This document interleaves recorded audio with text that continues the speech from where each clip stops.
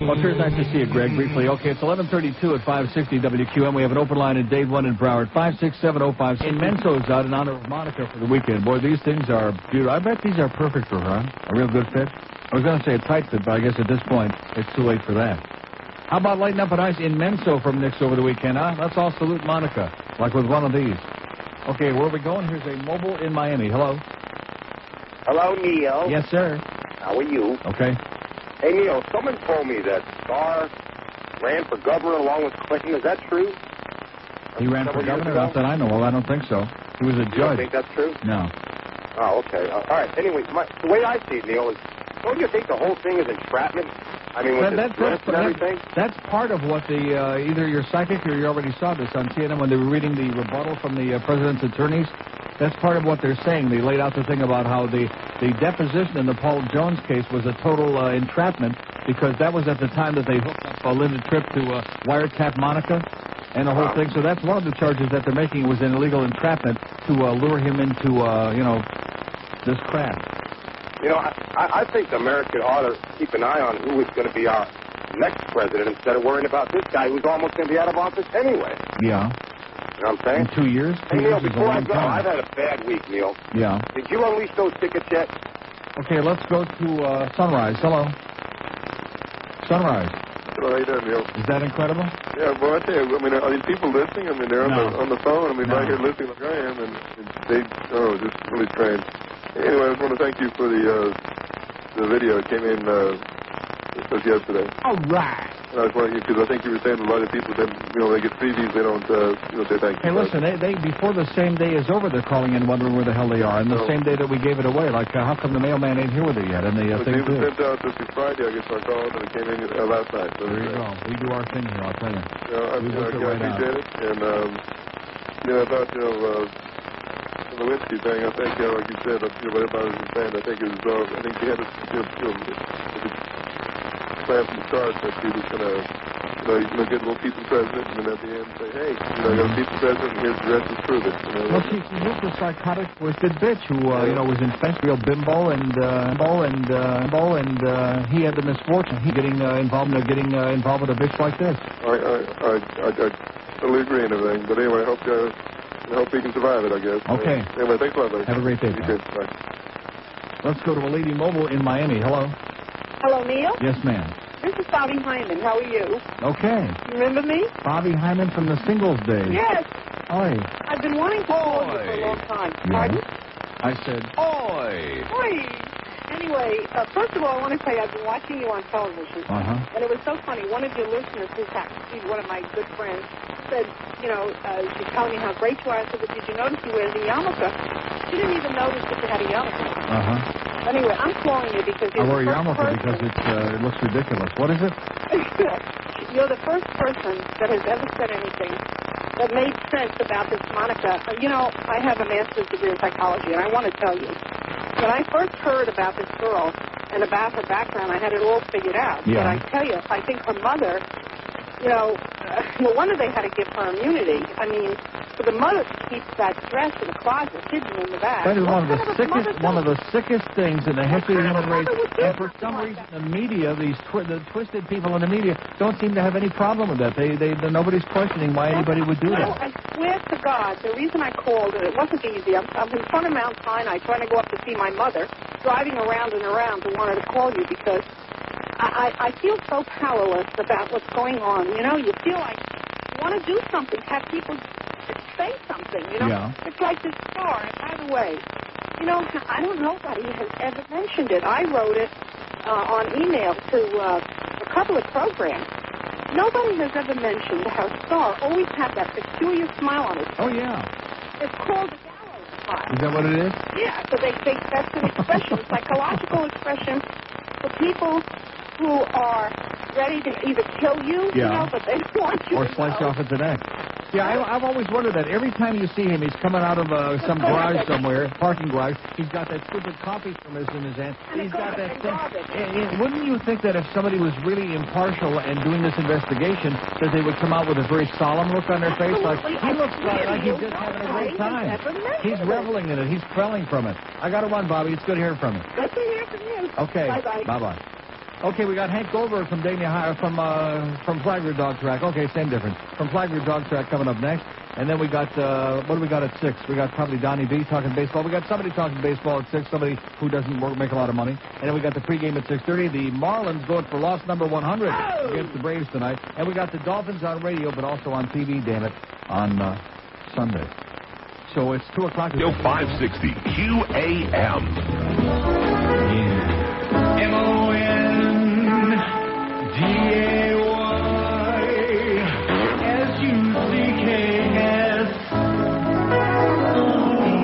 Hi, this is Joe Pesci, and I would like to be serious with you for a moment to talk to you about a little-known yet devastating disease. It's called Tourette's syndrome. Many people suffering from this affliction aren't even f***ing aware of it. It can happen at almost any f***ing time. This is one big f***ing problem over here, and I'm trying to make you f***ing assholes aware of it. What the f*** are you laughing at over there? Look at that guy over there, he's laughing. You think this is f***ing funny? What, do you think of being f***ing funny over here? What the f*** is so f***ing funny over here? Did I say something to amuse you? Look at this f***ing guy laughing over here. All right.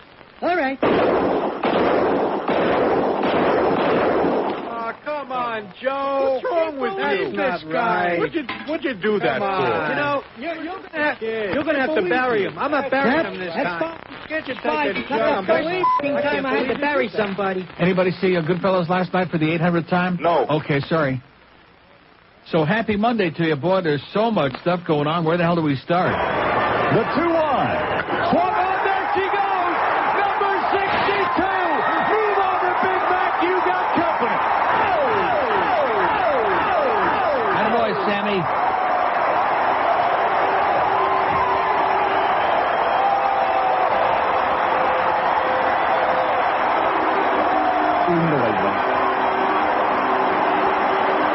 Yeah, at the risk of getting certain people all bent out of shape again, who didn't care last week and aren't going to care this week, guess what? I don't give a crap myself, whether they care or not. What a weekend for the Cubs in those 2 games against the Brewers Saturday, and then again yesterday, and then Sammy hit 61 and 62. And was there any, media coverage? No. Was there any, big song and dance out there on the field like there was for Mark McGwire? No. Is this kind of like turning into a racial thing now? Uh-huh. When people first brought that up, I thought, here we go again. Every time anything goes on in this country, it's a racial thing. Any minute, Jesse Jackson going to be sticking his finger in this woodpile. But I think it is. I mean, Mark McGwire is a big white goofball. And so naturally, the media, I mean, you Fox people, shame on you, baby. Oh, of course, yesterday is Sunday football. We can't interrupt that, although they did last week for some strange reason. They put the Cardinal game on there last Sunday.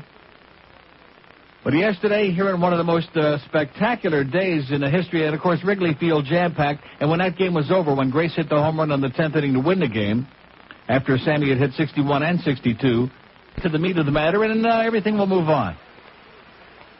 But all they had to do was take all of this salacious stuff and put it in the other 17 cartons. They could have put an asterisk. Monica Lewinsky testified that they did this, and, see the appendage, or somebody's appendage, something.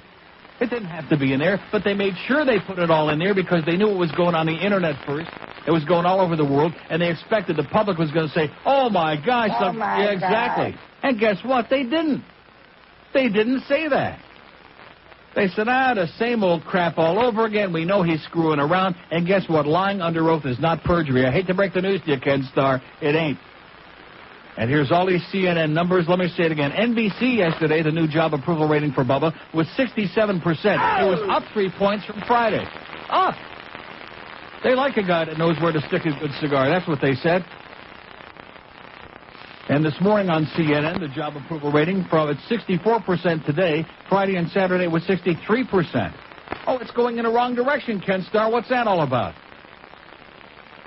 And they asked, do you want to impeach this president? And 66% said no. That's as of this morning. 31% said yes. You see, there's a constant 31 or 32% that hate Clinton like poison, and no matter what was in the report, no matter what the question is, get rid of him, he sucks, we hate him like poison. That's constant. It's been that way since January. There were roughly 31%. Should we censure so that we at least say, this was bad, don't do it again? 60% said yes, 36% said no. That's today's poll number. The only poll, of course, that's a little bit off on all of these is ABC, which the numbers are much lower because Sam Donaldson and Kooky Roberts are controlling all of that. Boy, there's something really... I mean, thank God that Disney stock is going in the crapper. There you go. The market's up 166, and Disney's taking a big dump because they own ABC and they spend all that money on the NFL and those crappy, boring games they're putting on. Good. That'll teach them to put Sam Donaldson and Kooky Roberts on there doing their spin on all. Spin on this, okay, Sam, you bald-headed geek, you jackass with a bad wig? So I guarantee you we're going to find out today right here on this show. We're going to have tremendous, look at that, overwhelming response from this public. Because I think the majority of the people, like I've been saying for months now, let's get it over with. Let's move on. Let's get with the program, goddammit, and cut the crap. All these, like I said before, the term is absolutely correct. These are hypocrites, sanctimonious hypocrites, both in the media and in Congress. Foaming at the mouth. Oh, this was disgusting. Bada beep, bada boop. And it was right there in the White House, and he was talking to Congressman on the phone, and she was giving him head. Yeah? Well, maybe this is a stressful job, man. Plus, how'd you like to get on the phone and have to talk to all those boring congressmen all day long? Maybe he wanted to stay awake and alert. You know what we're talking about? Squirt, squirt. Alert rhymes with squirt. If the public knew the inner goings-on, the sexual dealings, this is all about 445 pages, 17 cartons with 2,400 more pages, and there is 2 brief mentions of Whitewater. 4 years, $50 million later, 2 brief mentions. Is there anything about Filegate? No. Travelgate? No. 2 brief mentions of Whitewater. Do they have anything on him on that? No. No. So it's about sex and the covering up of sex and extramarital affair, which everybody in their right mind, especially a person in a position like the president or a senator or anybody else, is going to do anything in their power to cover it up. Oh, we got abuse of power, we got this, we got that. You got squat is what you got. And they can go ahead and have all the impeachment hearings that they want, but these weak-kneed politicians, as they're watching these poll numbers out there, they're going to say, he ain't such a bad guy. He never stole a freight train. Let's slap him on his limp wrist and move on with life because we can read the polls like anybody else. 10 minutes after 10 at 5:50. Hey, Neil, my boyfriend said you probably wouldn't return my email from the other day since I'm a female. By the way, do I return any email whatsoever? No. So what does it have to do that she's a female? I mean, if we were young and male and good-looking and sent a picture, maybe I would, but I doubt it anyway. But I decided to see what the deal was, she says. I had emailed you seeing what I have to do for you to get your Florida Panther opening day tickets since you said you wouldn't be here for the game. I haven't heard from you. Is it because I'm a female or you're just too busy? Is this unbelievable? Anyhow, I had wanted to take my 9-year-old son to the game but never did get tickets. Can you help me? I'll do anything to get the tickets. There you go, George. Maybe you can get a picture. Tara? Can I borrow those tickets? Although, guess what? George ain't got any tickets anyway, and he's not getting them. This is more chutzpah, okay? Oh, as soon as they hear just a little whisper, all I got to do is just, in passing, make a comment that I'm not going to be here that weekend for that unctuous game against Tampa Bay. Oh, yeah, can we have them? Whatever it is you don't want. And you got any garbage that you don't want to put in your dumpster, we'll take it home and sift through it and see if there's anything good left over in there. Believe me, in my garbage there ain't nothing good, is there? No. I scrape through everything. Then I let my dogs look out the fish food container just to make sure there's nothing left over for people like Tara that want to hop up all the free good stuff. So I discovered something very, very disturbing over the weekend, which I guess I should have known a long time ago. You know that TV show?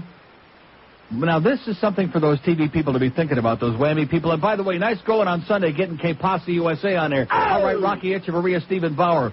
That's for you, sweetheart. Boy, he sure looked good back then. Does he look good now? No. Well, that's nature for you. He works in mysterious ways. But here's something for those people to think about.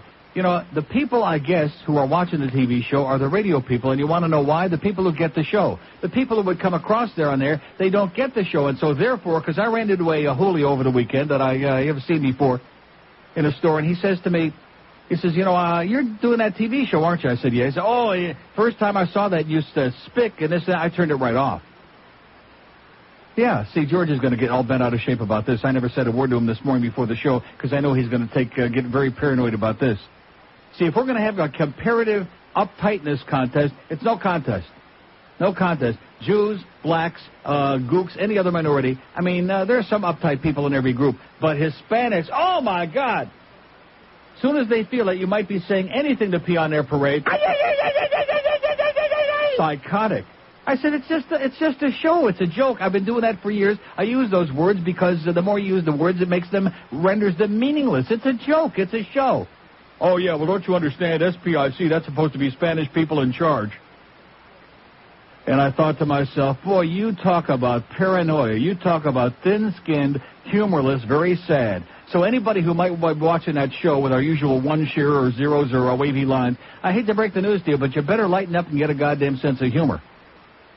I mean, when's the last time I ever had a call on this show from a black listener, and we have many, by the way, complaining about Schwarzer, Kuhn. It's a joke. It's lingo. It's fun. Because if you see, there are words like that anti-Semite that called me last Thursday or Friday that kept repeating the word kike over and over again. There's certain words that go beyond the point of being fun. That you can't, like nigger, you can't say nigger. There's nothing fun about that. Although you don't say the N-word. I mean, we know if you say the N-word, it's nigger. We can actually say it, but it's a very nasty, mean-spirited, hostile word. And the same with kike. There's no way that kike can be like a funny word. If you want to say heeb, yid. So let's kind of make the determination right now. Let's draw the battle lines for the word. And I'm trying to think. Spick, to me, is not that bad of a word. If I say George is a little spick, what's wrong with that? That's exactly accurate. He's a little spick. Now, bugarron, that's another story. I know, seriously, I think like... That's yours. Huh? No, bugarron. Like nigger and kike and bugarron. Faggot. I use that faggot. I use that word all the time. Some people used to think, oh, that's very offensive. You can't call gay people faggot. Well, why the hell not? What's wrong with that? Because after you hear it the 10 millionth time, it doesn't make it so grotesque anymore. Like Schwarzer. I think Schwarzer's a fun word. What's wrong with that? Or like Sammy Sosa. He's from the Dominican Republic. What's wrong with that? But spick, I mean, people that would be offended and go rushing to turn it off because they're, oh, gee, that's offensive to me. He's a bigot. Because I said little spick? Jesus, grow up and get a life, all you Julios out there, all you bugarrons and maricons. Jesus, Joseph and Oscar. Man, oh, Manischewitz. All these uptight people who just don't get it or don't want to get it, refuse to get a life, who are looking, and of course that fits right in with this town anyway, people looking to be offended. Oh, that's very offensive to me. I'm offended. Yeah, right. Great. Go get a life. Are we on in Fort Myers today, by the way? We don't know. We don't know? If there's anybody listening on WWCN in Fort Myers, call us. What? We are? Josie says we are. How come we weren't on? What is it? Yes, we are. That's what I thought you said the first 6 times. Excuse me for stepping on you, Joe. We'll take the footprints off because there might be evidence, and we don't want Ken Starr to go, dusting Joe's body for prints. I mean, anybody who can't see through the political motivation of this whole thing and this salacious pornographic report, which was totally unnecessary, not one word of that had to be in there. Sure, it had to be in the other because he's trying to prove a point, if that's what he was trying to do. Trying to refute the president's comments about not having a sexual relationship or whatever the hell in his testimony. That's fine, but not in a report that's going to be released all over the world unless, of course, you're trying to embarrass and humiliate and hound somebody out of office, which is what this has been all about right from the beginning. And I still don't understand how come we hear almost nothing about... I'll tell you some of the stuff that's really interesting. And yeah, I didn't read the whole 445 pages, or the 72-page reply, or the 42-page second reply, but I read through the summaries, okay? Having learned that she would not be able to return to the White House, Ms. Lewinsky sought the president's help in finding a job in New York City. This is after they transferred her to the Pentagon because she was hanging around to make a pest out of herself, and people in the White House started saying, get that bitch out of here. The president offered to place her at the United Nations. After initial enthusiasm, Ms. Lewinsky cooled on the idea of working at the UN, and she prodded the president to get her a job in the private sector. According to Ms. Lewinsky, the president telephoned her at approximately 2 to 2:30 a.m. on Friday, October 10th. According to Ms. Lewinsky, the president said, if I had known what kind of person you really were, I wouldn't have gotten involved with you. He reminded Ms. Lewinsky that she had earlier promised, if you just want to stop doing this, I'll be no trouble. Ms. Lewinsky said she challenged the president. Tell me when I've caused you trouble. The president responded, I've never worried about you. I've never been worried you would do something to hurt me, which goes to show you how foolish she was right then. A scorned, petulant bitch. Oh, the job in the UN wasn't good enough for Monica, just like Linda Tripp, or what's her name? The other one. I wanted to be an ambassador, Kathleen Willey. Yeah, how about ambassador to Ireland? That George Mitchell, he don't know too much. How about me? That sounds good. Yeah. Okay, Kathleen, you're qualified. Crazy, crazy women trying to bring down the government of this country and all these sanctimonious hypocrites. I like the term that Alan Dershowitz used over the weekend, sexual McCarthyism. And, of course, now everybody else is using that, too. But that's exactly what this is, witch hunts. Just like Joe McCarthy in the 50s, it's the same crap here in the 90s again. But guess what? It ain't working too good. Because most people, when they look in the mirror and they think about their own activities and they question, would I like to have all of my own stuff that I've been covering up on the Internet all over the world? I think the answer very clearly is no. No, thank you. And if I lied about these things, most people would say, you bet. Because everybody wants to cover their tracks and cover their ass. Cover their rectum. That's right. And that's what this is all about. You can huck at China about perjury, and let me say it again, lying under oath is not perjury. And, if you've been listening and reading, it's very clear that there's a big difference there. A witch hunt trying to hound a guy out, and quite frankly, I am sick and frickin' tired of it. Absolutely headed up to my ears. I think we ought to take a poll this morning since it is Monday. Don't you think a poll would be good in this audience? God. Man, oh man, don't ever stick one of those immensos in your puss unless you're serious. That's what he should have told Monica. Let's find out how many people in this audience think that Clinton should resign or be impeached, maybe censured but stay in office, or just stay in office without any bullcrap, or maybe just can't stand the whole thing altogether and wish they never heard another word about this. Let's find out. 567-0560, pound 560 on the mobile one line.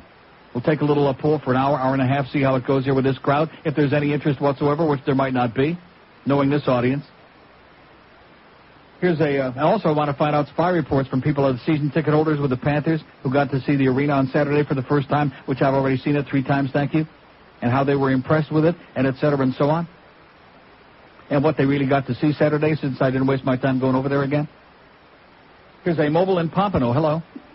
Hey, Neil, how you doing? Okay, sir. In regards to your poll, I really do think you should step down. We're talking about Dave Lamont now, right? As the announcer for the Canes? Yeah, Okay, great. Here's a mobile in Goulds. Hello. Mobile in Goulds. Neil, good morning, sir. Speak to me, sir. Yes. Listen, you wound up like a dreidel this morning. Just like every day, right. You should be celebrating today. We had a good weekend. We have Sammy. Yeah. We also have Michigan. No, Michigan, boy, did they take it right up the old rectum. I loved it. And we also have the Fighting Irish. Oh, I'll tell you one thing. That Tommy Brady, the Michigan quarterback, he can play in my team any day. Any day. Hey, nice going, Tommy. Boy, and, of course, the final score. What pisses me off is that, 38-7, and it winds up 38-28 because they stopped playing. Jim Mandich, I don't think you'll ever see him again. Yes, sportsman. Yeah, that's right. Then, of course, Michigan State wallops the hell out of Notre Dame, 45-23. Nice going, Spartans, because they weren't playing in South Bend. No touchdown. Jesus, that's right. Because they weren't playing in Notre Dame, and they forgot to bring the Shroud of Turin with them. But, hey, there's more important things going on in football, aren't there? No. Oh, I'm sorry. Here's Miami. Hello. Yo, Neil. Yes, sir. I think people need to stop dissing the president because ain't nobody a saint, especially none of those bastards up on Capitol Hill. Yeah.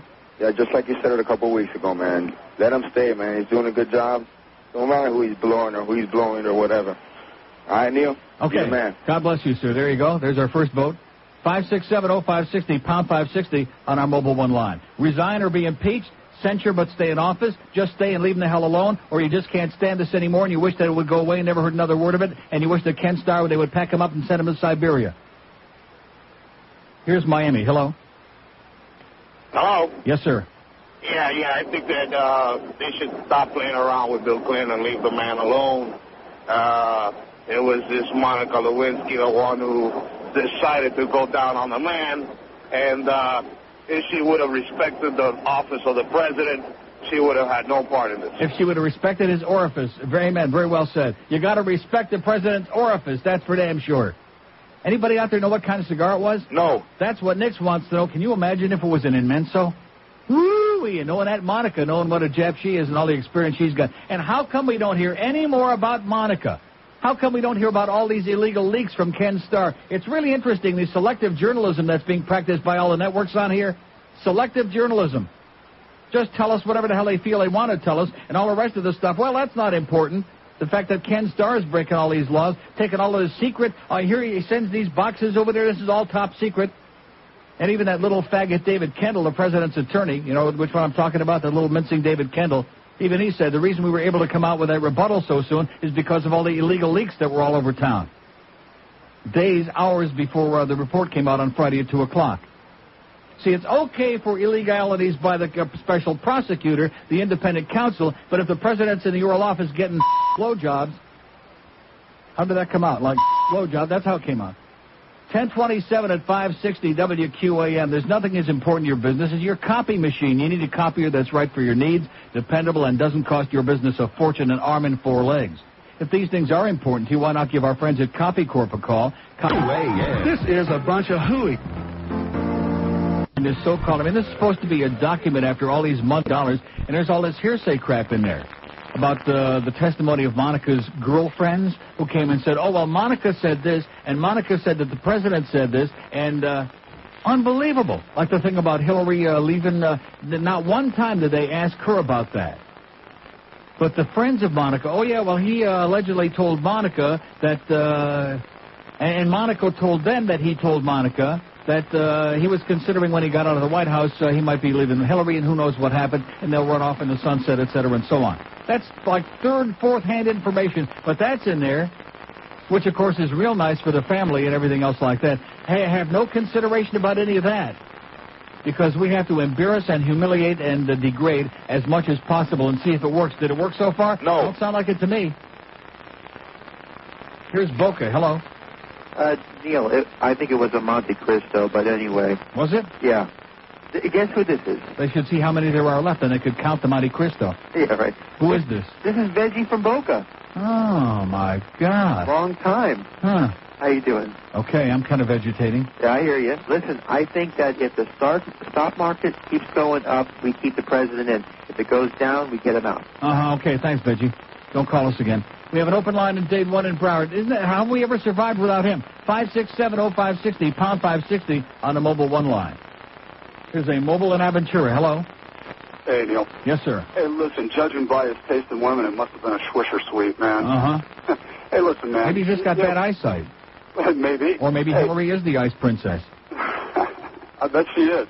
Listen, man, the guy needs to resign. He's done nothing but lie to us the whole way through. And you know what? Maybe, or maybe we just need to put up a tent out by the East Wing and throw it up with concubines, let him have his horse. You think that'd be a good idea? Okay, thank you. Okay, we have an open line in Dade 1 in Broward. 1 for resign, 2 for stay. 5670560, pound 5. He's done nothing but lie to us about having extramarital affairs. Nobody lies about that, do they? No. You bet. Nobody would do that. They get right up there on TV and say, I did it, it was good, or she was the worst head I ever had in my life.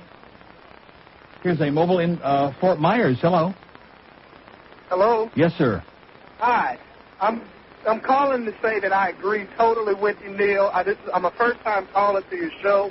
I don't think the president has done any more than what any other man has done at some point in his life. Yeah. He found a bitch who was willing to give him some head. He told her what she wanted to hear. Hey, he started to get caught. He lied to cover it up. Mm-hmm. No big deal. He's doing a great job in office. Leave him alone. The only bad part is they're airing his dirty laundry all over the goddamn world. Yeah. That's the worst part about it. Yeah, if she would have just cleaned her dirty laundry, we wouldn't have to be going through any of this. That's right. You know, I mean, this bitch, she knew what she was doing. She knew that this was the president. If it weren't for the stain on the dress, he wouldn't have to... All right. All right. Well said, sir. Well, he said he screwed around is what he said, something like that. You can't say that word in Fort Myers, can you? No. Oh, don't say the F word over there. They'll throw your ass in the hoosgow. By the way, you see George Wallace is dead? Uh-huh. Okay, we have an open line in Dayton. What? What are you going like that for? Isn't it kind of interesting, though, how a lot of these right-wingers, like Barry Goldwater, you know, his last many years, all of a sudden he became totally different in his views and attitudes. And George Wallace, after those early many, many years, that ugly racism and hatred and bigotry, after all of a sudden he found himself in the chair, he found the Lord and he repented and et cetera and so on. And by the time he died, we said, hey, he never stole a freight train. Kind of interesting, isn't it? Maybe Kenneth Starr will have a breakfast, and maybe he'll have his chance to repent, huh? To be contrite for all this swill, this pornography that he put out. And then all these people are saying, oh, well, what do we tell the kids? Well, if you're worried about the kids, then how come it was in there in the first place? Why did that stuff need to be in there in graphic, grotesque detail? Why did that need to be in that particular report when they got 17 other cartons of stuff that they could have, kept under lock and key and deliberated amongst themselves and read all the titillating parts and said, oh, God, that's interesting. According to Ms. Lewinsky, they kissed. She was wearing a long dress that buttoned from the neck to the ankles. And he unbuttoned my dress and he unhooked my bra, and he sort of took the dress off my shoulders and moved the bra. He was looking at me and touching me and telling me how beautiful I was. He touched her breast and touched her genitals. She performed oral sex on him. On March 31st, 1996, in a hallway by the study, the President and Ms. Lewinsky kissed. On one occasion, according to Ms. Lewinsky, he focused on me pretty exclusively, kissing her bare breast and fondling her genitals. At one point, the President inserted a cigar into Ms. Lewinsky's vagina, then put the cigar in his mouth. How like that? Oh, God. Oh, jeez. Man, oh, man. I think the guy was right. It must have been a Swisher Sweet. Here's Fort Lauderdale. Hello? Fort Lauderdale. Hi, good morning. Yes, sir. They should leave him alone, let him stay in office, finish out his term, and I'll bet that 50% of the people in Congress have had extramarital affairs. Okay, well, we're going to check with Barney Frank on that, too, by the way. We have an open line at... Oh, do you hear that? Talk about getting drilled.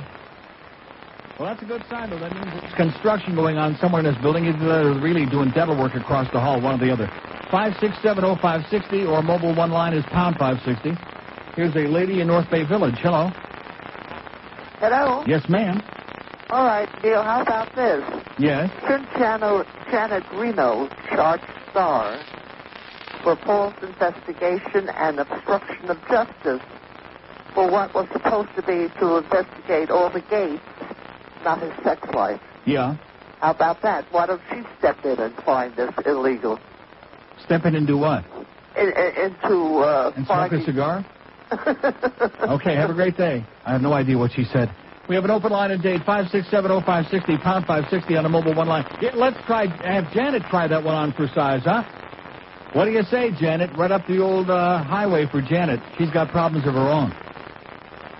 Let's do Fort Lauderdale. Hello? Hello? Yes, sir. Yes, I'm calling. I think they should just leave the president alone. I bet you if they investigate Ken Starr's life, they'll probably find out he's sleeping with little boys or something. I mean, they get it and air it all over the place, and, they need to check this stuff out. Amen. Yeah. Thank you so much. By the way, guess who I saw last night? Was it on the 60 Minutes thing, which you thought was boring? I thought 60 Minutes was pretty good. Especially Andy Looney. He was almost funny with those eyebrows. He was great. But they had Father Drinan on there. My good old friend What? What are you laughing about? Back in the days when I used to have guests on the show, we used to have him on the phone all the time. Father Robert Drinan, the greatest priest in the world. Yeah, and it was really great when, who was doing that? When he looked at Father Drinan in the eye, Mike Wallace, I think, and said, Father, could you help an old other boy? I'm a Catholic. And just as liberal as he was in those days, he was great last night. Nice going, Father Drinan. I always wondered back in those days, how come we had a priest in the Congress, although he was great. Father Drinan. I say Father Drinan for president. That's what I say, old Bobby Drinan. What are we doing about that problem, by the way? I'm moving these around. I alerted the media, but... You alerted what? The upstairs people. Yeah. So we're holding our breath. Well, do they have, copies of that stuff or what? Yeah, we'll just keep, pushing it along. I know that Gary Sarner, of course, he wouldn't be concerned about that. 21 before 11 at 560 WQ. QAM. Packard can't keep his pecker in his hands. Hello, I'm Michael Flatley. You probably know me as that cute Irish hunk who dances with his shirt off and sweats a lot and Lord of the Dance. Well, as I'm sure you've heard, I've retired from the show, but I'm still dancing because I found a way to combine Irish folk dancing with something that will make me even richer than I already am. Pest extermination. And you'll get it every time you call my new company Lord of the Dance. That's right. If you've got roaches, termites, silverfish, or any other kind of insect problems in your house, just call me, Michael Flatley, Lord of the Ants. In just 10 minutes, I can kill every bug in your house without using any harmful pesticide. Just the simple music of my homeland. If you have a chandelier I can hang from, I'll get rid of the ones on your walls and ceilings, too. And if you've got a really big bug problem, I'll have my entire staff of male and female exterminators stomp their way through your lovely and festive home, one ugly bug at a time. Hi, I'm Megan, and I just have to stomp on your roaches. Oh, they're so big. Call Lord of the Ants right now. Just dial 1-800-BUG-GUTS, and me and my colleague will be stomping on your pests before you can say, "What are you doing to my carpet?" So say goodbye to me on TV and bugs in your home when you call me, Michael Flatley, Lord of the Ants. So we got a fax here from New York, no less. I can tell by the number on here, the 212. And it's I guess a pretty good likeness of us, but this is definitely not Monica and El Presidente. I don't think he's got a body like that. Does anybody out there think the president's got a body like that? No. I don't think so. What are you looking at that, Joe? You're not going to put that... Come on! Butch up a little bit, for Christ's sakes. Get those little spics all worked up. That'll keep them on there, all those very offended people out there that are uptight and no sense of humor. Oh, he said spic, Spanish person in charge. I'm going to tell you, when I hear stuff like that, it makes me wonder. I mean, have you got any life at all? Do you have any sense of humor whatsoever? Just a little teeny tiny one? No. Here's a mobile in West Palm Beach. Hello? Yeah, how you doing, Neil? Okay, sir. You know what, the report, first of all, that's the biggest crime of them all. I just cannot even believe the price that we paid for that. But you know what they left out in the report is that earlier in the evening, see, she sat on his cigar cutter. And he was thinking afterwards he's going to have a cigar, might as well get it cut now, get it ready. Yeah. And it was out of the report. Mm-hmm. Okay. And? That's all I got. Okay. Okay, we have an open line at Broward, 567-0560, pound 560 on the AT&T wireless line. Here's a lady in Ventura. Hello? Hello? Yes, ma'am. How are you? Great. In reading all of this regarding the president, I think the president is the victim and not she. Yeah. In what sense? In what sense? I feel that she is over 21. Mm-hmm. She knew what she was doing. Yes. And she could have stopped it immediately. She didn't want to stop it. She's the one who initiated exactly. that. But now she decided that since, I guess, I don't know what went on, but he must have said that I'm not leaving my wife and this, that, the other thing.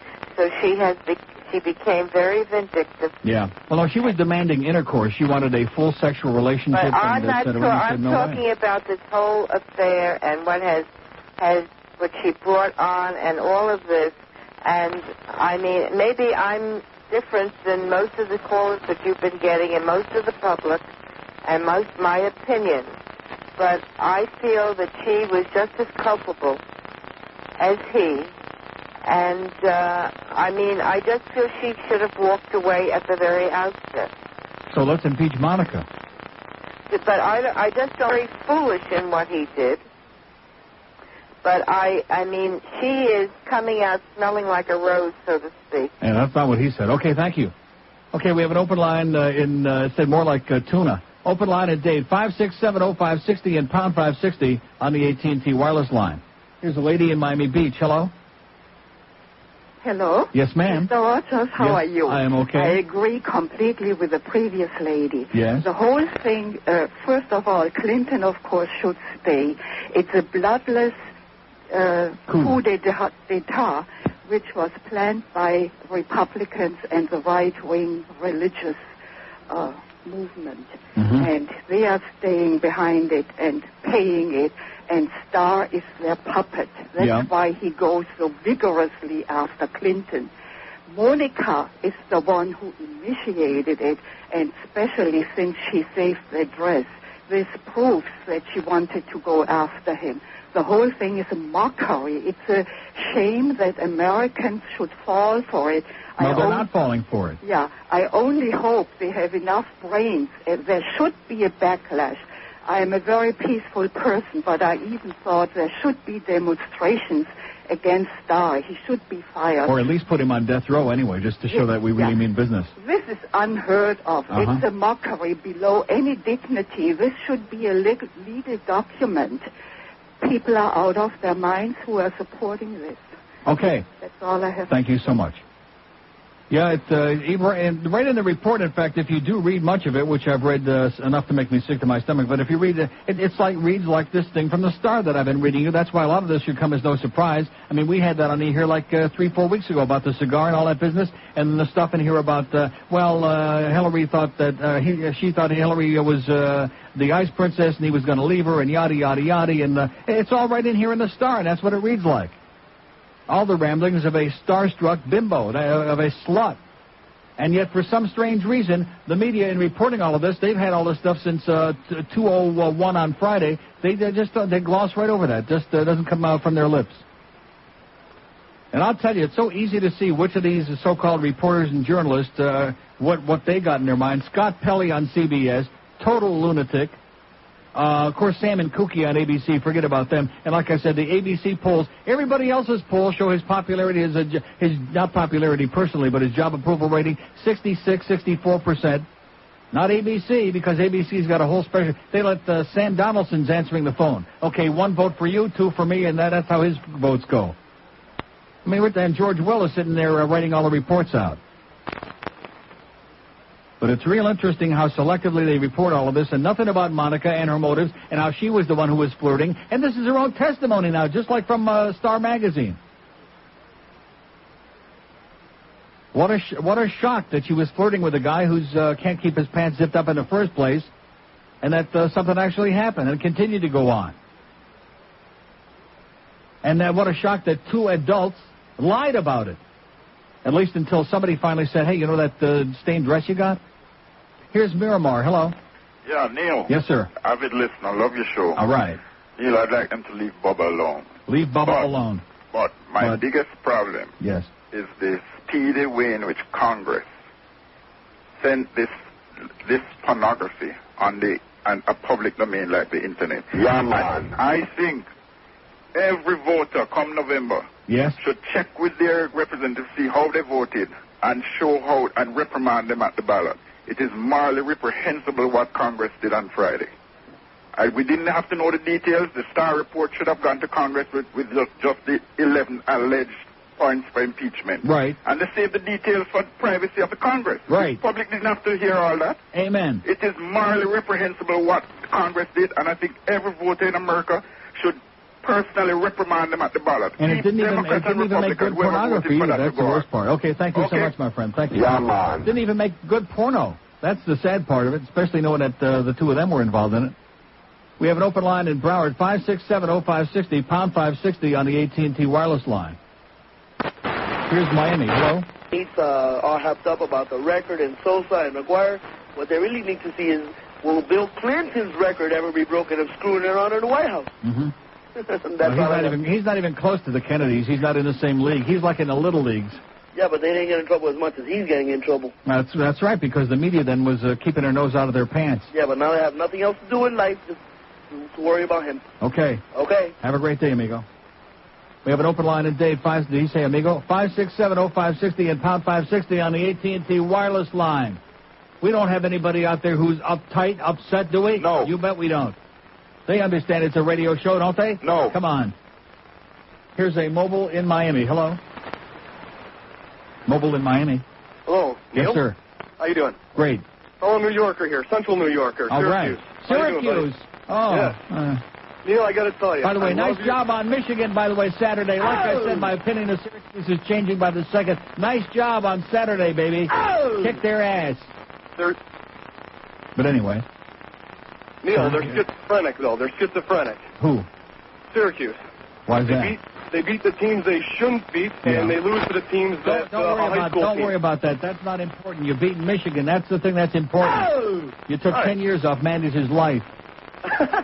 Neil, I want to tell you, I love your show, and I especially love your TV show because you get to see all the mannerisms and the nuances of your show and all the faces you make to the callers and to George and everybody. I'm starting to get paranoid about that show because I noticed that every time, like if I have a scratch like on my lip or like I cut myself, I nicked myself shaving yesterday, and it looks like I'm either picking my nose. You know, they purposely shoot these real unflattering angles to make it look like I'm even more of a pervert than I really am, which is not easy, by the way. They're trying to tear you down, Neil, because you're trying becoming to knock me down because they can't stand the truth. That faggot Barry Diller, he don't know from the truth.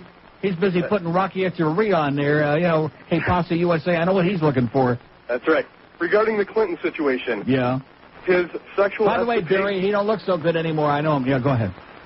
His sexual escapades have nothing to do with the way he runs this office. Yes. Granted, I wouldn't want to be his daughter or son or his wife, but as far as the president... Wait a minute. Let me ask you this. Okay. When you say, now the wife part I can understand, but when you say daughter or son, how many daughters and sons in America do you think, how many millions of daughters and sons know that one or both of their parents are screwing around on the side? Probably a lot, but it's not smeared all over. I see hands raising all over the building. Probably a lot, but it's not smeared over. You're talking about the embarrassment factor, right? I understand that's what I'm talking about. Yeah. Exactly.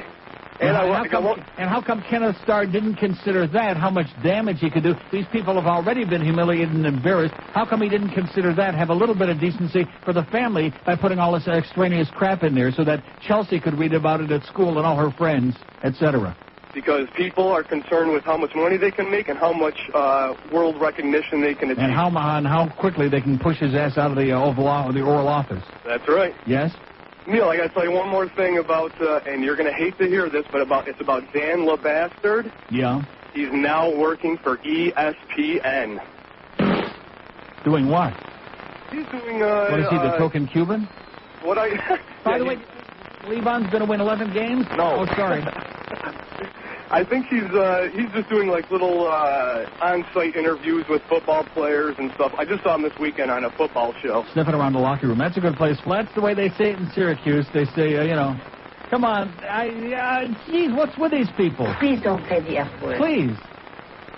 We have an open line in Dade 1 in Broward, 567-0560, pound 560 on the AT&T wireless line. We're doing a very scientific poll here. Should El Presidente resign or be impeached?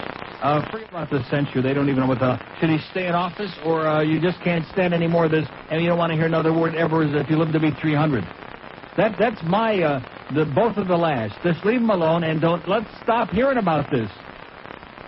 Impeachment hearings, my ass. These people up there in Congress, let's start investigating. Let's start investigating. Got it. Sports Radio 560 QAM. The Neil Rogers Show, now on Lauderdale. Yeah.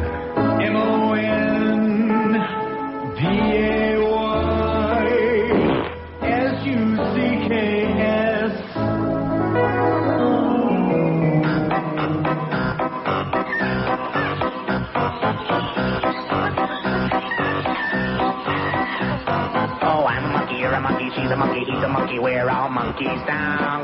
I'm a monkey, you're a monkey, she's a monkey, he's a monkey, we're all monkeys now. Swinging tree to tree, we scream and squawk and shout. No responsibilities, that's what we're all about. I'm a monkey, you're a monkey, she's a monkey, he's a monkey, we're all monkeys now. We don't do anything we're told because we don't know how. Don't brush our teeth, don't comb our hair, we don't even wear clothes. We love to make you queasy with our private parts exposed. I'm a monkey, you're a monkey, she's a monkey, he's a monkey, we're all monkeys now. We're not well-mannered, well-behaved, we just love to drop trowel. We'll do some tricks, we'll make you laugh until we are fed. Then we'll lay down, scratch our butts, and watch you all turn red. Oh, I'm a monkey, you're a monkey, she's a monkey, he's a monkey, we're all monkeys now. We wouldn't want to be a dog, a cat, a horse, or cow.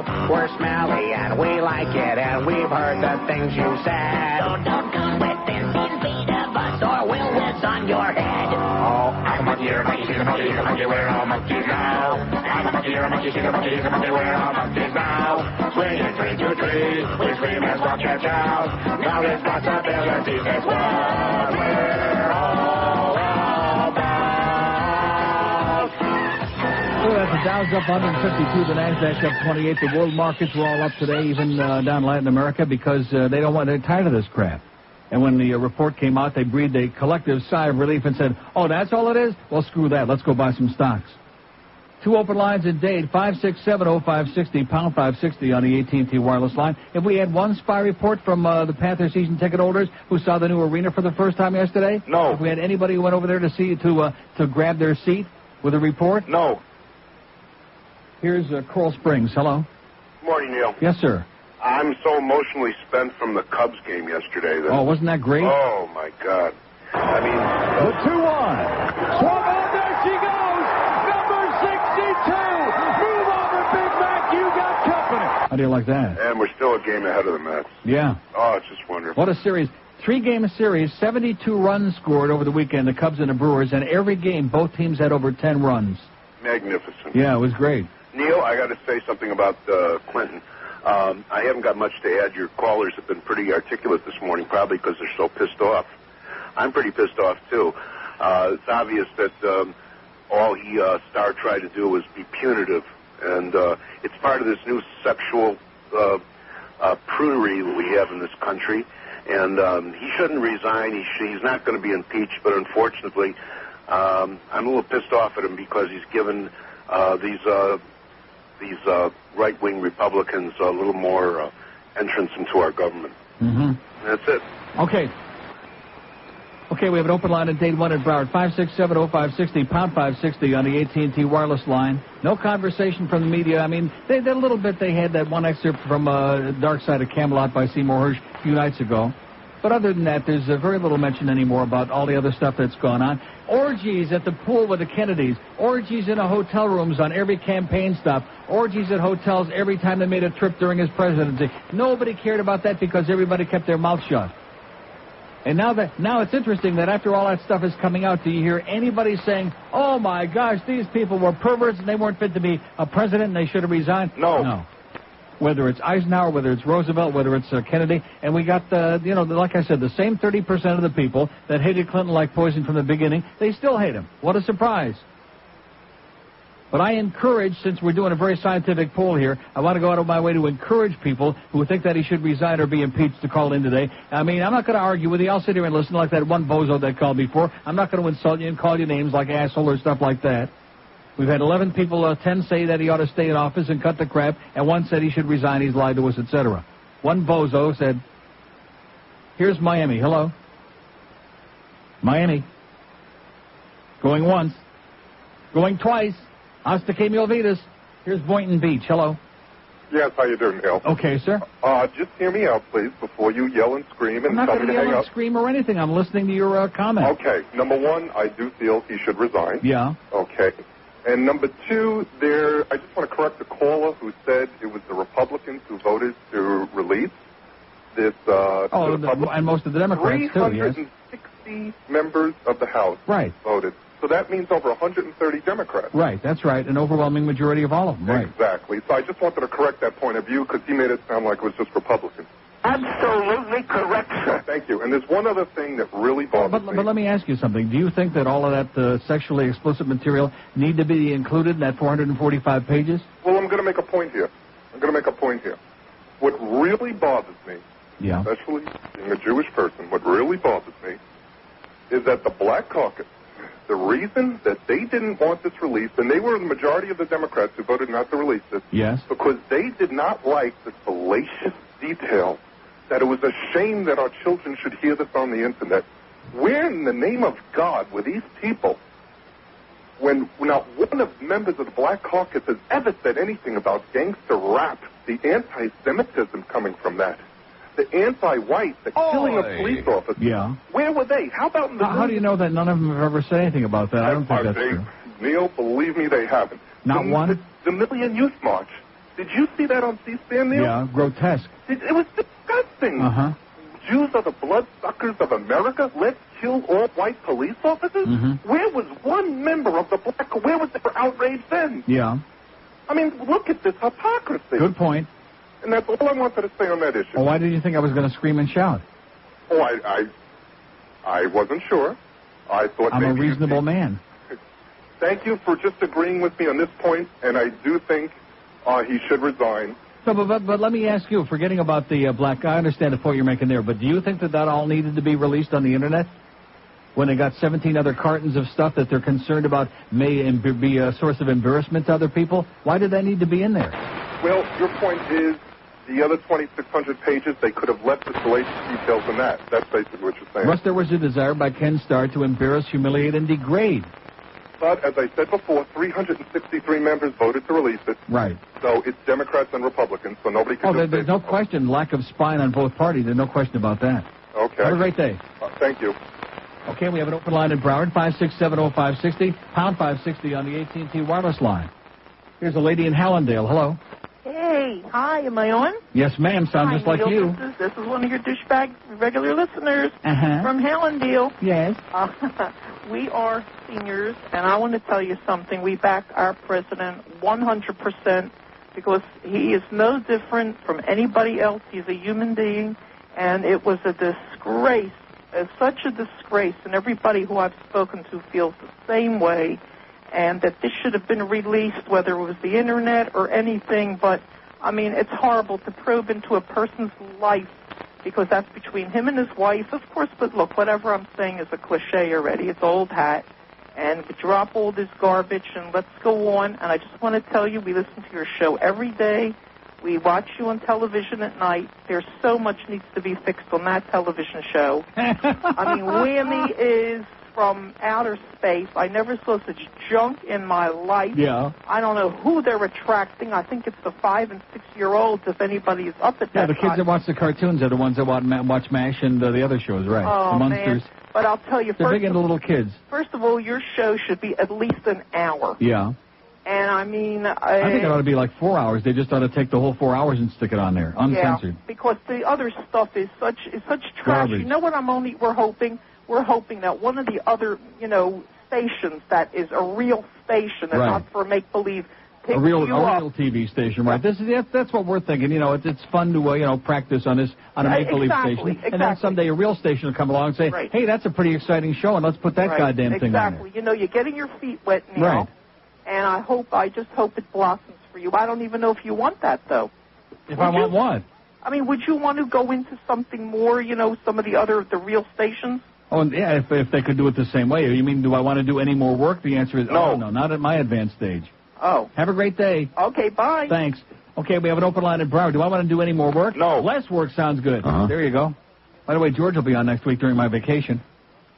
Oh, yeah, that's right. We could tell the whole story about George being on because Duff Lindsay and Greg Reed said he was great. Put him on. I said, okay. Don't start getting, isn't that the way it worked? 10 minutes after 11 at 5:06.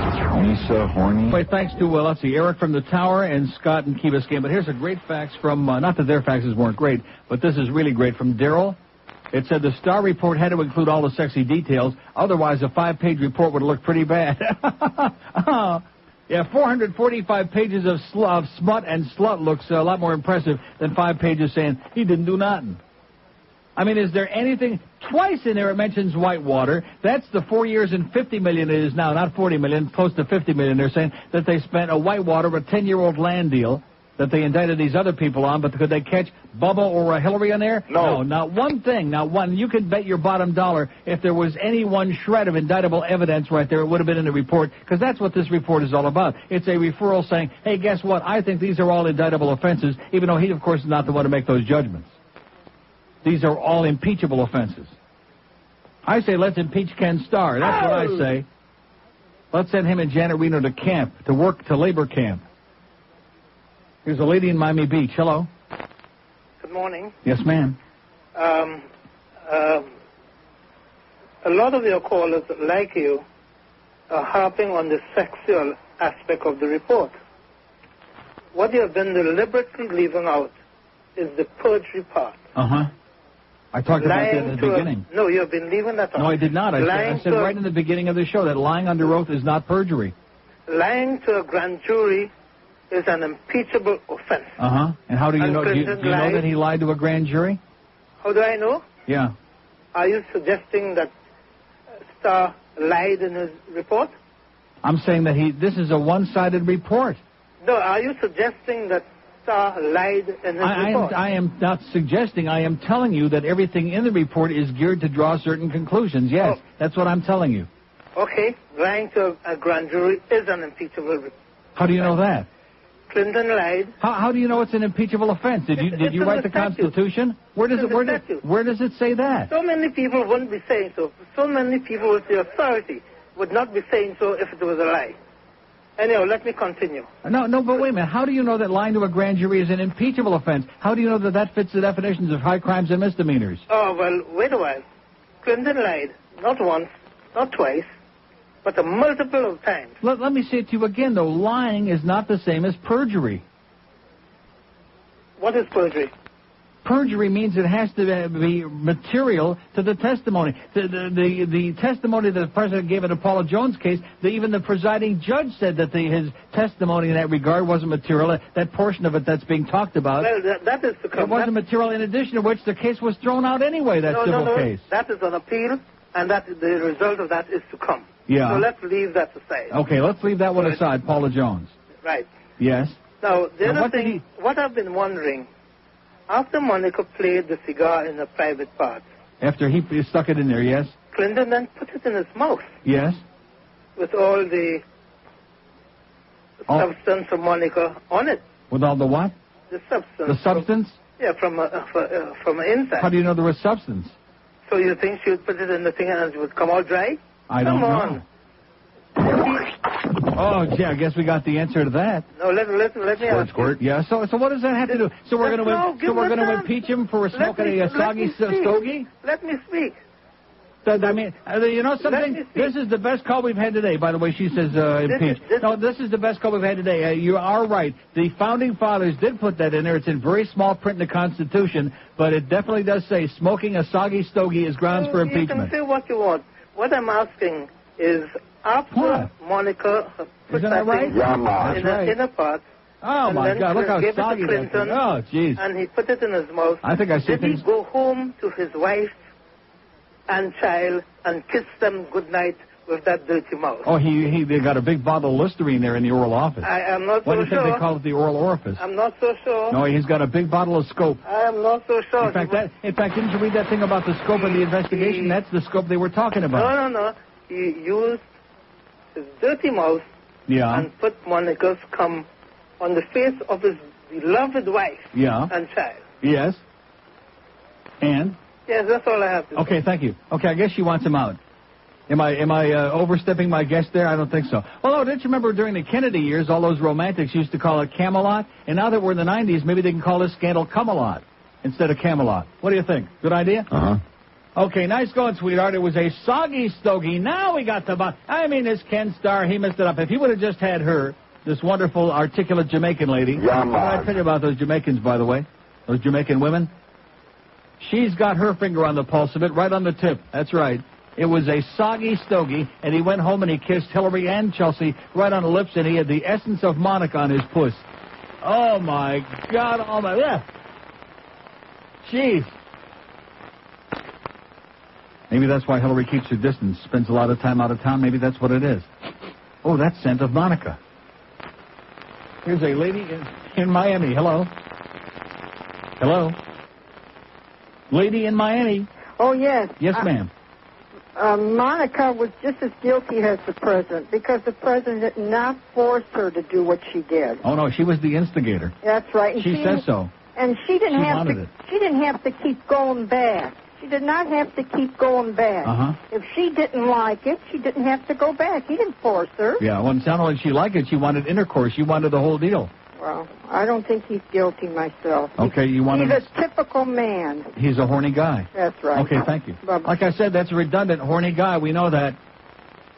And I'm really surprised that the women of America give him higher marks. Of course, it's consistent with people's politics anyway, because he got more votes from women than he got from men. So I guess it's just a lot of hard-ass men who are hypocrites.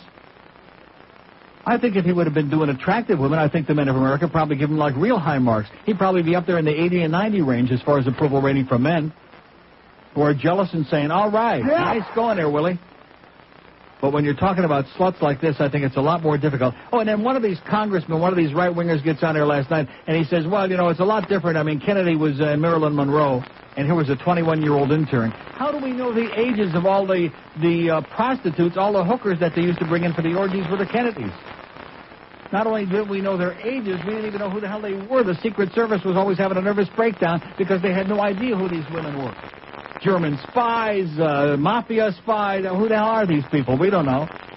The Kennedy's boys are in there with all their assistants, and they're having a good time. Boys will be boys. And the media still can't accept this. Oh, this is disgusting. It's grotesque. It's debasing. Like this is some kind of a surprise. They tried it with a Jennifer Flowers thing. That was supposed to get the public psychotic. They tried it with a Paula Jones thing, which, by the way, it's real interesting. I love these people, including Anita Hill, by the way. All these women who wait for years, and then all of a sudden they come forward and say, oh, well, guess what? He said, kiss it. I would bare my rectum and say, kiss that, is what I would tell them. How come all of a sudden, after all these years, now you're pissed off and indignant? And how come we got these, after Paula's attorneys, the original ones quit and walked away, how come these right-wing funded attorneys all of a sudden started representing her? And her first TV appearance was on with that sanctimonious Pat Robertson on the 700 Club, who fathered his first child out of wedlock, who was born 10 weeks after they got married. How come that was, huh, Paula, with that phony nose? The only thing worse than a phony nose is a phony anal plug. Oh, that thing is really, I'm telling you, that's too, it's not forgiving. Okay, it's for taking. Huh? It's what? It's for taking? Oh, no, not for mine. Here's a Lady Mobile in West Palm Beach. Hello. Hi, Neil. How are you? I'm doing great. Good. Listen, I have a question for you before I get to all this Percocta Clinton stuff. Percocta crap, yeah. Yeah, there's a bar down the street from me now, and they painted it bright pink, and it's called Cibao Sports Bar. What does Cibao mean? Cibao? C-I-B-A-O. Oh, Cibao. Scott Bio hangs out there. Oh, okay. I have no idea what that means. George doesn't know? Is that Espanol? I think so. Cibao? Maybe it's somebody's name. Yeah, maybe it's some goofball's name. Oh, well. Anyway, I guess about this Clinton stuff, what I really don't want to see a President Gore at all. Why is that? He just seems to be a little bit of a green Nazi. Yeah. I mean, I don't know that he would even be that effective or anything or have any power, but if they're going to impeach or whatever, or if he's going to resign, hopefully he'll do it before that January 20th cutoff. Yeah. So that well, do you think he ought to resign? The lying part, I don't know. The lying part bothers me. All this sexual stuff, I think it's a bad example, but really it's the media's fault for painting it, all over the place every day. Mm-hmm. So what do you think? But as far as the lying part, I think that's pretty bad. But even though any normal man's going to lie about having an affair. Mm-hmm. So I don't know. So you don't know. You're undecided. Well, I just am ready for it to go away. I'm sick of it. You can't stand it anymore. Okay, thanks. Yeah. Have a great day. Thanks. You too. Of course, lying about covering up a sexual affair is one thing. Lying about, diverting funds illegally to the Contras, that was another thing. Reagan should have been impeached for that. Bush should have been impeached for that. Oh, we didn't know nothing.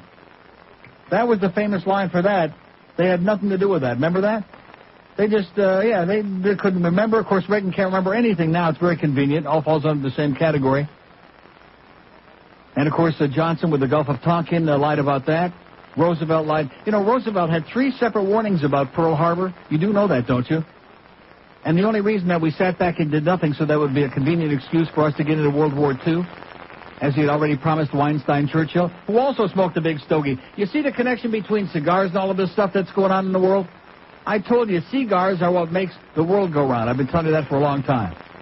So just pop a big one in your puss, and then go home and give Hillary a big kiss for us. Here's, what is it? Perrine. Hello. Hey, Neil. I almost said Pepperdine. That's a Ken Starr Freudian slip. How you doing today, Neil? Great. You just stole my bit right out of my mouth with the Contra stuff. It's amazing how this country is so shocked by something like this. And when a president in office commits treason by selling weapons to our enemies who end up using it against us in the Gulf War, I find that amazing. Yeah. I think this thing should just blow away. I'll give one to Bubba, and let's hope the market stays the way it's going. Up 170 points. The world I think it's going to go up to about 250 today. Okay. All right, have a good day. Okay, sell tomorrow. Okay, we have an open line of dates. By the way, those Hilton hotels, that's been downgraded because their earnings were and you want to know why their earnings were way down? Hotels in Hawaii and California, because no more Asian tourists. That's right. And so I say, wait another couple of days and then buy Hilton like crazy. There's going to be the great, like this. Oh, buy that Hilton stock like crazy, baby. That's my one chink in my armor. Oh, did he say chink? There he goes again. Next he'll be saying spick again. Let me say it one more time. If you don't have a sense of humor about yourself, you're going to live a very, very sad and depressive life. You're going to be taking a lot of Valium and a lot of Prozac with Ron, what's his name? Ron Raymond, whatever his name is. Here's it. Not today, Ron. I'll give you the signal in about 3 years. Here's a mobile in Lake Worth. Hello? Hey, Neil. Yes, sir. Well, I got to tell you, I'm a Republican. Yes? And I don't think he should be impeached. Yeah. Because I'll tell you what, okay. I think for our party, he has been the greatest thing that ever happened in the Republican Party. We're probably going to pick up 40 House seats, probably going to pick up 6, 7 Senate seats. Uh-huh. How do you know that? In other words, do you think that you don't think there's going to be a backlash by people that are pissed off at the Ken Starr? If that's the case, if the people really are going to take it out on the Democratic Party and the people are pissed off, how come his approval ratings are going up? I'm not saying they're not. I hope it. Neil, I'm telling you, I hope he stays in. Yeah. He has practically destroyed the Democratic Party. He got us the Congress in '94. Yeah. We're increasing Senate seats. Yeah. We're going to increase governorships. Mm-hmm. And, I think it's great. I just want everybody to leave him alone now. So in other words, what you're saying is that your party is more important than the country? Is that what you're saying? Well, no, I'm saying that as long as, everybody, I don't really know if those are all impeachable offenses, but it's significantly weakened him as to be a world leader. It really has. There's no question about it. Now, his approval ratings are, look, he's done a pretty good job. Mm-hmm. I'm not saying he hasn't. Yeah. But I'm saying that for the Republican Party, he's been the best thing to ever happen. Okay, well, a lot of people have said that the public is very happy with the Democratic president and Republican Congress. Maybe that's the way it is. Maybe so. But I wouldn't count your votes before they come in because I think you may be surprised. There you go. Okay. See ya. I got you down. 1127 at 560. Where you got it. The Sports Radio 560 QAM. What's your question? Nope. And God only knows with who or what. Yeah. But my point is maybe she's got her own stash of stogies. All right. Hey, as long as he's doing right by the by the country, then let him do his deal. I mean, just because he's the father of the United States, as you will, it's a more serious crime because he's lied about it. But I know that all your listeners are out there. They've done the same thing that he's done, I'm sure. But why is he any different? If he lied, he lied. Yeah, I don't agree with him lying about it, but he got caught. But I can tell you, there's how many other people that have been in that office that haven't done the same thing just to get caught at it. First of all, what a lot of these people aren't understand because the media is not doing a very good job of laying this out for them. When two people have a consenting affair, and it could be a source of embarrassment for one or both of them, and usually that's the case. There's an understanding there, and they make sure that they talk about ways to cover their ass and to be sure that it doesn't leak out. So he, from the beginning, had every reason to assume, because she kept assuring him that she wasn't going to spill the beans, she wasn't going to open up her big fat mouth or her puss, and so he had every reason to believe that they were both going to be lying about it because they were both agreeing to cover up an extramarital affair in his case, right, and in her case being a slut. Why is it that this particular woman had brought it to distance whenever Paula Jones couldn't get squat done with it? They turned her right away. But Paula didn't have the dress. Have a great day, pal. All right. Good luck to you. Bye-bye. That's right. No, seriously, if she didn't have the stained dress, that would have been the end of it. There would have been no more nothing. It would strictly been one of those he said, she said, her word. And her word, she's already a confessed liar, and which, again, they keep forgetting about. She lied through her teeth in her testimony in the Paula Jones civil trial, lied all over the place. She didn't have an affair. She did have an affair. She thinks about she had a cigar. She's lied all over the goddamn place. In fact, she told her friend, that was one of the things we heard months ago, is that all the experience she's had being a liar all her life. She's an expert at it. Just like Kathleen Willie's girlfriend said, she asked her to lie for her like 2 or 3 different times. The same Kathleen Willie that kept writing those letters after this incident allegedly happened about what a big fan she was and hoping to come back and work in the president's re-election campaign. See, if you're going to diddle around, don't start screaming like 3-4 years later or a couple of years later, gee, he did this, he did that. If you're going to screw around and you want to make a complaint about it, do it now. Not later on like an afterthought, whether it's a Republican, whether it's a Democrat, whether it's Anita Hill or Paula Jones or anybody else. Here's a mobile in Miami Beach. Hello. Yeah, hello, Neil. Yes, sir. Hi, how are you? Great. Good. Glad to hear it. I just wanted to talk to you a little bit about this thing that's going on with the president. And my personal feeling on it is as follows. The guy had an extramarital affair. Let's face it. 80% of the men in this country are having extramarital affairs. I think that he should be impeached because, listen, the guy is representing the United States of America, the entire international community, and he's coming across being painted as a sexual pig who can't keep his penis in his pants. That's a liar. And, of course, we know that doesn't happen anywhere else in the world. It happens all over the world, but this is a person who is directing things around the world. How many countries in the world can say that they do and are responsible for what the United States is? Let me ask you this. Did Roosevelt, was he the president 4 times through a depression and a world war? Was he? Yes. Okay, have a great day. Was he? No, I just made it up.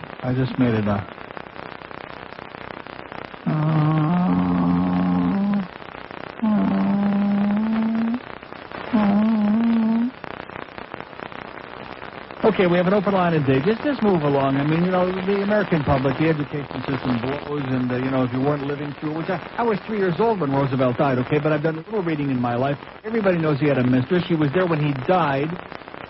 Eleanor became a bulldog or whatever. She decided, you know, she was going off this way in her own way, and she didn't even live in the same house. He had bought a separate house for her, where she was living with her whatever she was. Friend, her buddy, Bud. And he somehow got us through, you know, and was respected all over the world. There he was at the Malta Conference and the Yalta Conference, and by the time he died, by the way, he was like senile as all hell, but that's beside the point. He had a lot of stress. As if this guy is suggesting, I better put him down for getting him out, that's number 5, suggesting that because the guy's screwing around that he has no respect around the rest of the world. Quite to the contrary. Le Monde in Paris, where they know about screwing around, the headline yesterday was sexual McCarthyism in America. Witch hunts. The only ones that were uptight and prudish about it, of course, were the Brits. All the British papers yesterday, he's out, he's got to go, because the Brits, they all like to do it, but they pretend they don't, like the royal family, who do it a lot with anything that moves. We have an open line in Dade, 567-0560, pound 560 on the AT&T wireless line. And if you've seen the royal family, you understand why they'll do it with anything that moves. Because they all are real. That Windsor family, baby, are they beautiful or what? Here's Weston. Hello. Hello. Yes, sir. I went to the arena. And? It's unbelievable. We almost gave up our tickets because they're very expensive, the seats. Right. I'm in 134. Is that where you are, 134? 101.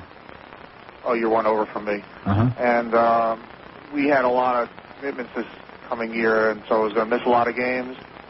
But I went to the arena on Friday just to take a look at it. Friday? Yeah, I just, snuck in the back with the construction workers.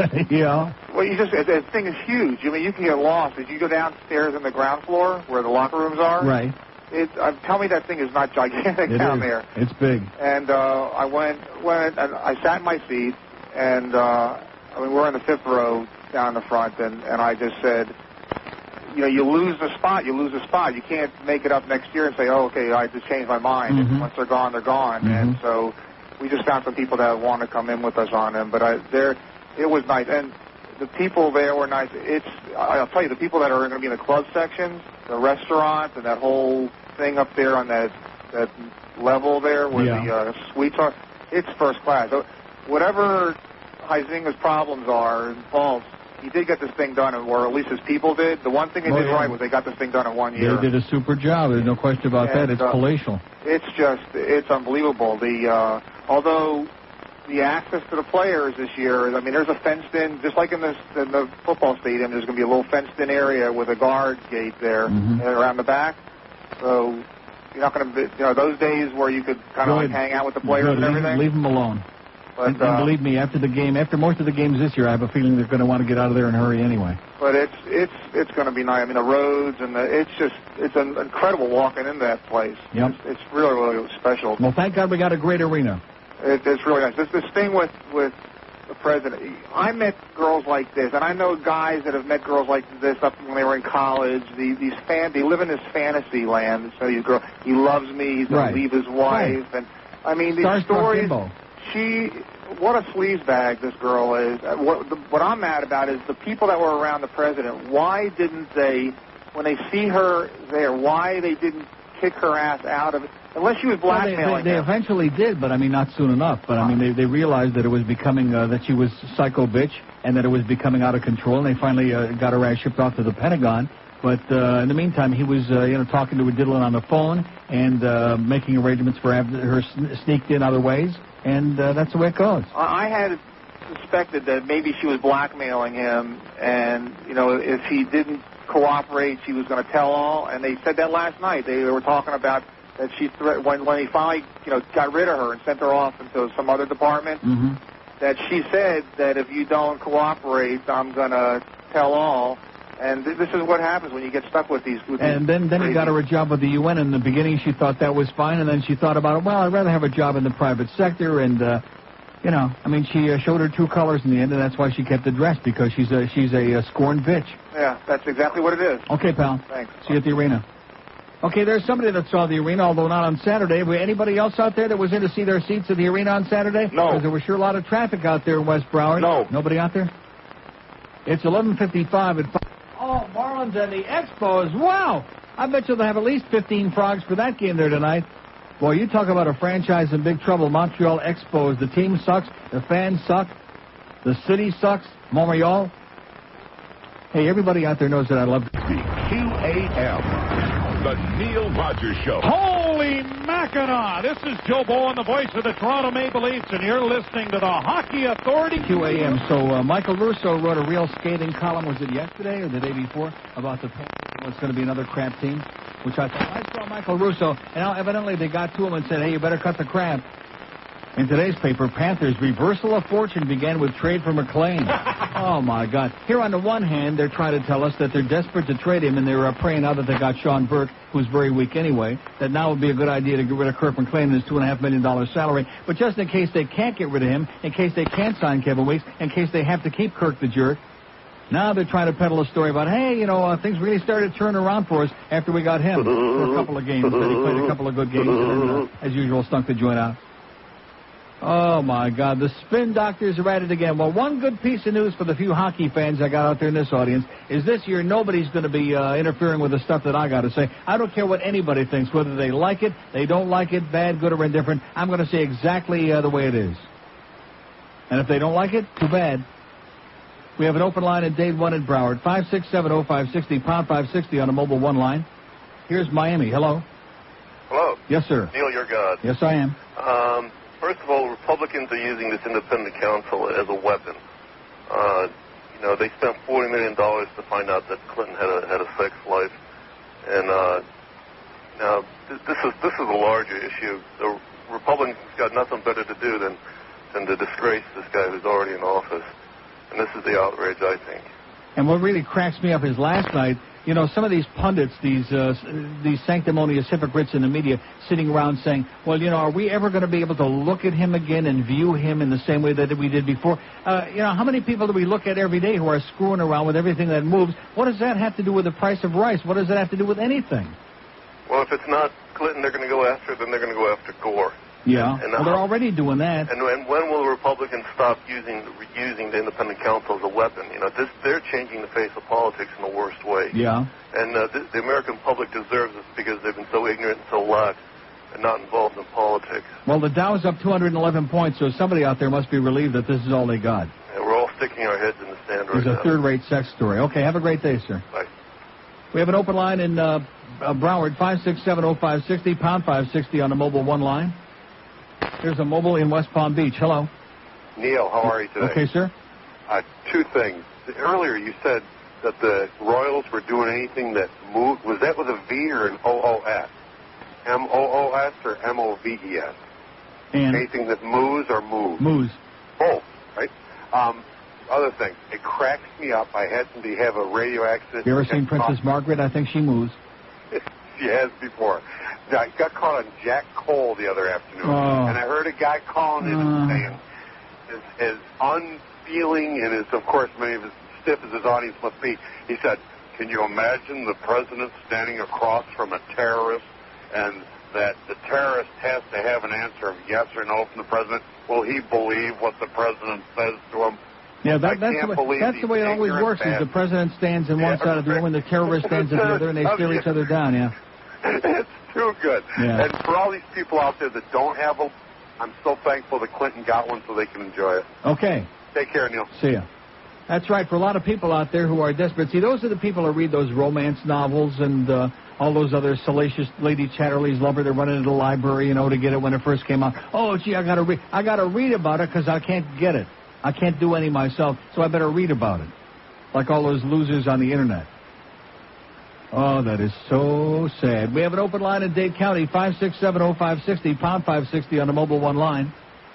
There's a mobile in Fort Pierce. Hello. Hey, Neil, how you doing? Okay, sir. First of all, I just want to let you know, President can be impeached for anything involving questionable morality. Okay? Secondly... Says who? Where did that come from? I learned it in political science. It's not true.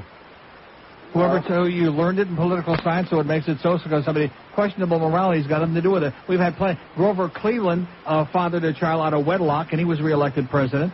Thomas Jefferson was having sex with his slave. He was reelected president. What is morality? I'm just letting you know. I've read that in the book. Sir, it is not true. High crimes and misdemeanors, which is not defined.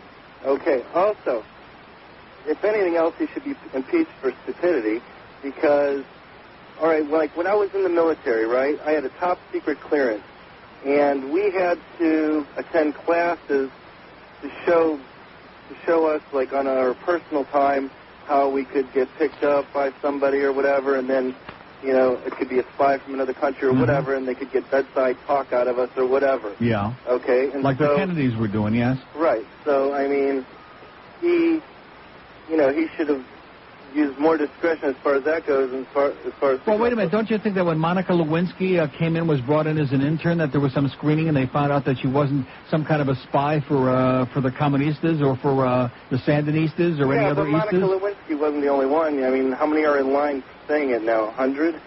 You know? And secondly, are you still there? I'm listening. Thirdly, as far as everybody else doing it, that doesn't make a difference, okay? When you get a speeding ticket and you go to court, you say, well, everybody was doing that. They don't care about that, okay? Everybody else doing it isn't a defense, all right? So in other words, you're comparing impeaching the President of the United States with getting a speeding ticket? Is that what you're saying? Is that how serious this matter is? No, I'm just saying that everybody else does it isn't an excuse. It's not right, okay? Cheating is not right.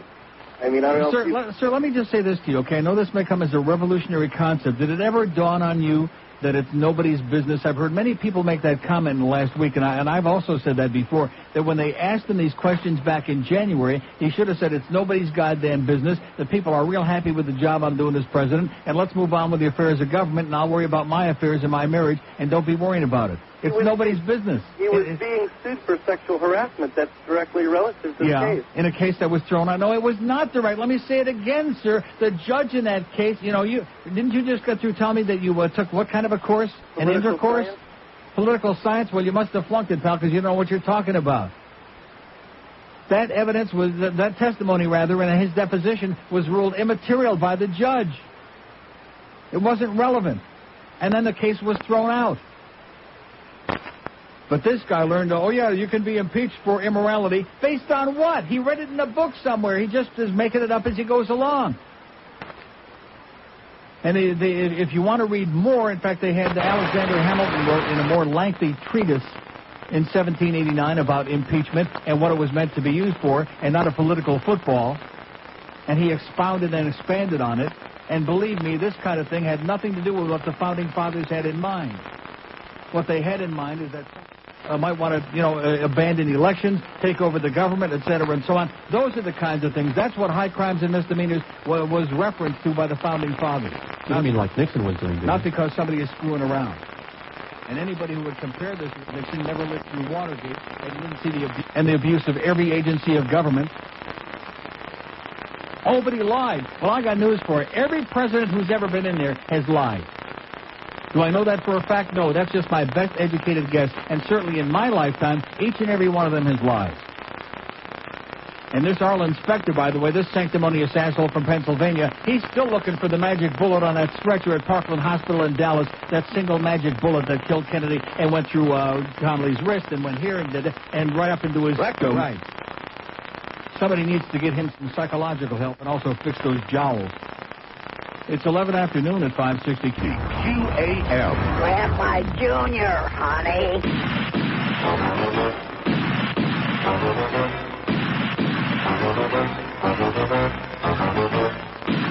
Okay, so Presidente is speaking to the Council on Foreign Relations. Pot it up for like 2 seconds, just so they realize that he's still in there.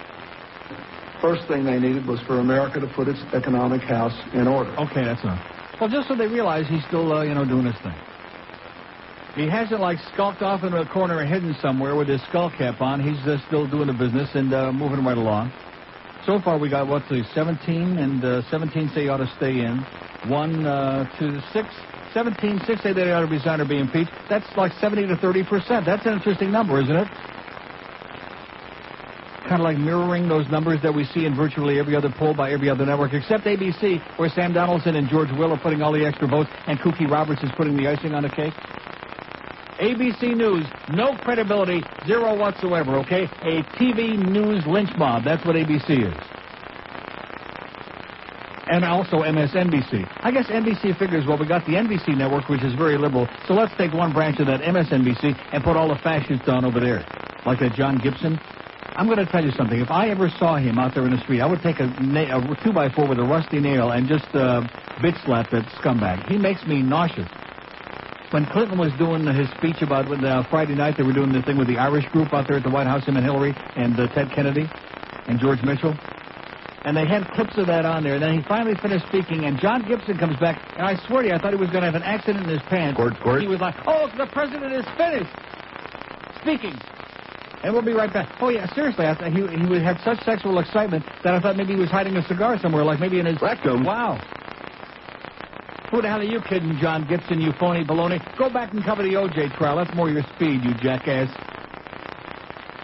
I mean, anybody on there is entitled to have whatever opinion they want, but if you're pretending to be a moderator and to be impartial, and all along everybody realizes that you're not, who the hell are you kidding? Kidding anybody? No. Except a few of those old ladies out there watching? Here's where are we going? Mobile in the Sawgrass. Hello. Uh-oh. Yes, sir. Hello. Hello. Yes, sir. Neil. Speak to me, sir. Oh, okay. Yeah, I went and checked out my seat Saturday. And? It's decent. It's nice. The only thing is about the parking. Why don't they finish couldn't park, finish the big road, putting the trees down and the bricks, finish the road so we can get in and out. Yeah. That's the only thing I think. Well, how long is that going to be? I don't know, but they've been working on that curve at Oakland and Flamingo forever. And it's still not even done. It'll be done. That's what we hope. In fact, the arena was really nice. The last time I was in the arena before last week was back in June, which is only like 2.5 months ago. Right. Or maybe it was even early July. And the amount of work that they got done in 2 months was so spectacular that, once they get all the basics in there and the foundation, what they can do in just a couple of months will amaze you. Well, like I said, it's really nice, but it's going to be so much better. It's unreal. Okay. All right, thank you. I'll see you there. Thank you. I'll see you there. We'll have a great time. In spite of the fact we're going to have a bogus team, we're going to have lots of excuses, and they're doing the spins all again. They're spinning it all over the place. You spin this, okay, Brian? See, one thing I want to remind you, Brian wasn't a genius last year. Is he going to be a genius this year? No. He's still the same guy. And, yeah, they tried. They tried to get Richter, and they wanted Joseph. They couldn't get him. The Leafs beat him.